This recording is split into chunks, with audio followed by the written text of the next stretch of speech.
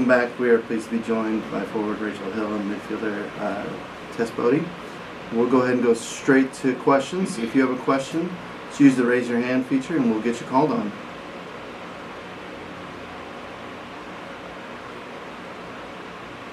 Brian, go ahead. The last couple of games have just been a little frustrating with, the team's been getting chances, not putting them in the back of the net, not getting the results. What do you two in particular see that where you need to change what you're doing and encourage others to do so that you're making those chances, so you're making the playoffs and moving forward this season? Yeah, I think that's like the golden question right now. Obviously, it's been a tough stretch of games for us, but I think within our locker room, we're just trying to raise the standard every day at training. I think we had a lot of really close opportunities today, and I think there are some moments where, Rachel today got on the end of it and finished it. I think we just need to have more improvement on that clinical final third piece. I think we're all aware of it, and I think that it's just about executing now.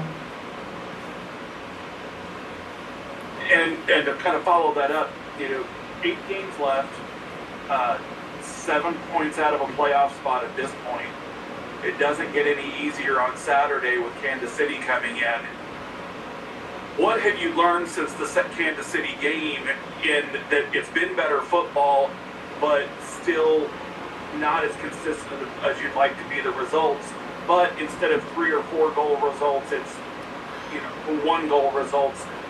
And where do you find that consistency at this point? Yeah, I think we're looking forward to the challenge come next weekend. We'll be ready for it. And like you said, all our games have been close, and what a better game to turn it around than against Kansas City. So I think we're just going to that game. We're ready for the challenge. We have nothing to lose, and we're going to go after it. All right, thanks, Brian. Up next is Marco. Marco?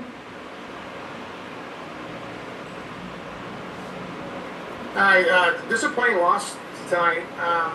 What kind of happened in that second half where you guys just weren't crisp and just making bad turnovers? Something you guys haven't really done in the second half all season long. Yeah, I think second half in our subsequent games have definitely been our strong suit. I think coming out today, we wanted to try to be on the front foot earlier.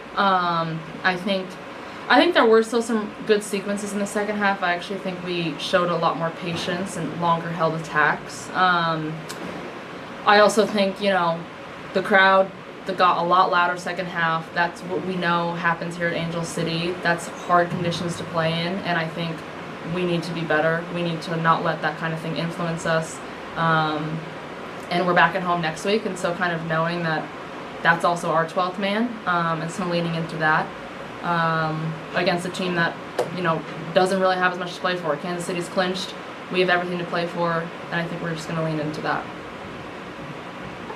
And finally, do you feel that, with only 8 matches left, that the pressure's really starting on to get to you guys to try to get that playoff push going?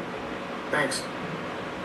I wouldn't say pressure. I think we take it one game at a time. We don't look too far ahead, and we just look at the next game and say, we need to be better. We need to clean it up and get results. All right, thanks, Marco. Do we have any other questions? All right, well, we are out, and we're in action this weekend at PayPal Park against Kansas City. Thanks, everybody.